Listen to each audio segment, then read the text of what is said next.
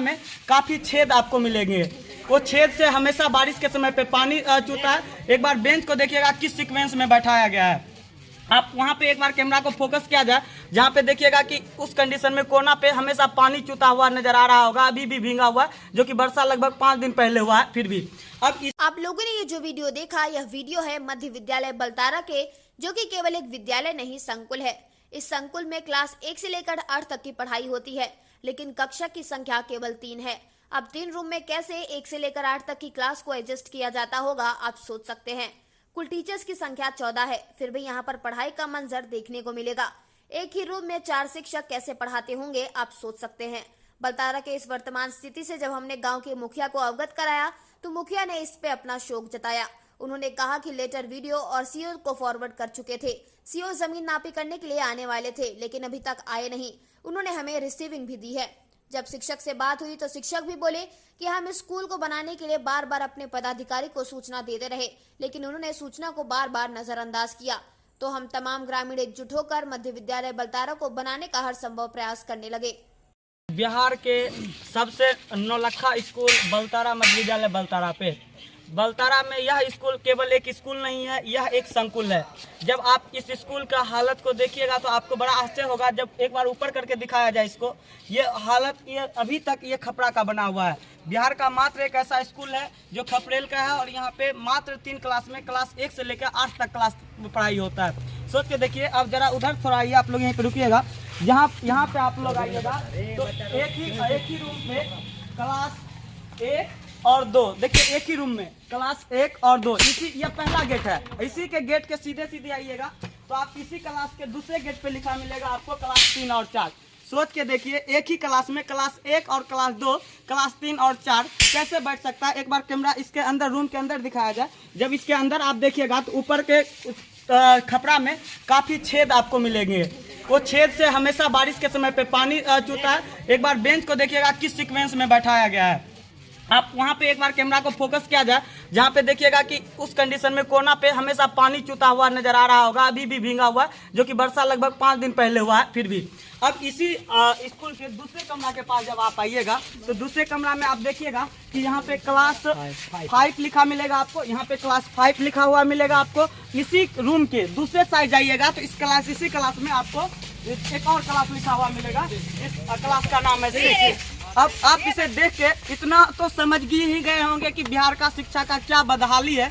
इस शिक्षा व्यवस्था को जो सरकार और हमारे जनप्रतिनिधि नज़रअंदाज कर रहे हैं, और हमें आश्चर्य लगता है कि इस स्कूल में जो शिक्षक है वो क्या कर रहे हैं यहाँ के।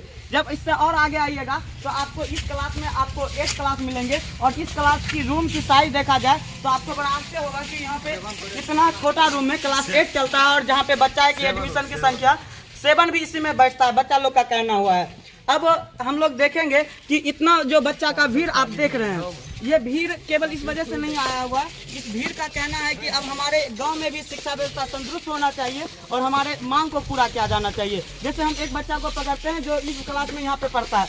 बताओ बाबू, यहाँ पे पढ़ाई होता है ना? होता है, सबको पता है। लेकिन सर पढ़ाने के लिए आते हैं तो किस वजह से नहीं पढ़ाते हैं?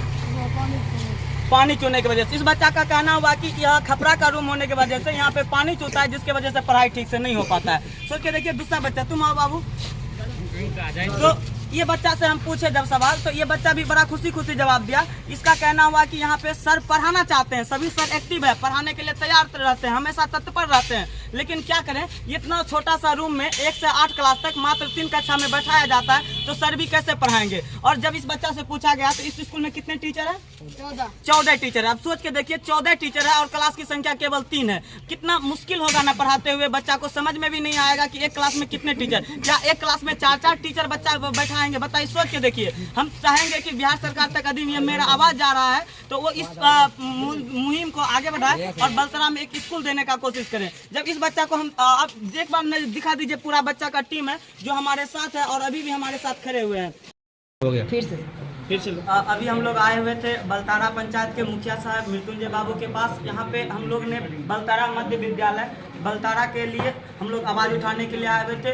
वहाँ पे अभी तक बलतारा पूरा बिहार में ऐसा कभी कहीं नहीं है कि जो मिडिल स्कूल अभी भी खपड़ा के रूम में चलता हो और जहाँ पे क्लास 1 से 8 तक चलता हो और वहाँ पे केवल 3 रूम होने के वजह से बच्चा ठीक से पढ़ नहीं पाता है और खपरेल रूम चूने के वजह से वहाँ पे हमेशा पानी गिरते रहता है, जिससे बच्चा को पढ़ने में काफ़ी दिक्कतें होती है। और हमारे बंद विद्यालय बलतारा में 14 शिक्षक होने के बाद भी केवल 3 रूम चलता है और 3 रूम में कैसे 14 शिक्षक पढ़ाते होंगे, ये सोचने वाली बात है। मुखिया जी से जब हम लोगों ने इस बात पे विचार विमर्श किए तो मुखिया जी ने हमें तहे दिल से हर बात पे अपना सुझाव दिए और बोले कि आप जितना ग्रामवासी है, यदि आप कोई भी नया कदम उठाते तो हम उसमें आपके साथ हैं। विकास का कोई भी कार्य रहेगा तो हम उसमें आपके साथ तत्पर रहेंगे, आगे बढ़ाने का काम करेंगे। इसमें हम तमाम आप सभी ग्रामवासियों को धन्यवाद दिए कि आप लोग इस प्रकार से जागरूकता दिखाए। इसके लिए हम तमाम युवा टीम को भी धन्यवाद देते हैं जो इस कार्य के लिए हमें संलग्न किए और इस कार्य को बढ़ाने में आपने लोगों ने जो भूमिका निभाई है वो काबिल तारीफ है। मुखिया जी से हम विनती करेंगे कि कभी भी हमें किसी भी प्रकार का जरूरत पड़ेगा तो आप अपना द्वार खुले रखिएगा। हम तमाम बच्चा का उम्मीद आपसे जुड़ा हुआ है। आप एक पढ़े लिखे प्रतिनिधि है, जनप्रतिनिधि है, तो इसके लिए भी हम आपको तहे दिल से धन्यवाद देते हैं। मुखिया जी यदि आप कुछ बोलना चाहते हैं तो बोलिए। आप लोग विद्यार्थी आए बच्चे मेरे नन्हे मुन्ने, मैं इस बच्चे को अपने तरफ से धन्यवाद देता हूँ। जो भी कार्य के लिए मुझे ज़रूरत पड़ेगा मैं तत्पर रहूँगा। मैं विकास की ओर से जो भी सहयोग करना पड़ेगा मैं अपने तरफ से पंचायत की ओर से करूँगा। सभी विद्यार्थियों को मेरे तरफ से धन्यवाद है। मैं इस काम के लिए जागरूक रहूँगा और आपका लोगों को विद्यार्थी और ग्राम का सहयोग मैं करता रहूँगा। मुखिया जी के इस बात से हम तमाम ग्रामवासी बहुत प्रभावित हुए। अब हम चाहते हैं कि हमारे ग्राम के जितने भी शिक्षक हैं, जितने भी शिक्षिकाएं हैं, जितने भी पढ़े लिखे व्यक्ति हैं, जो पुराने हैं, बुजुर्ग हैं, आप लोग यदि आपके बच्चे इस लेवल तक कार्य कर सकते हैं तो आप लोग भी सहयोग देने के लिए आगे हाथ बढ़ाएं और इसके लिए हम आप सभी को धन्यवाद देते हैं। और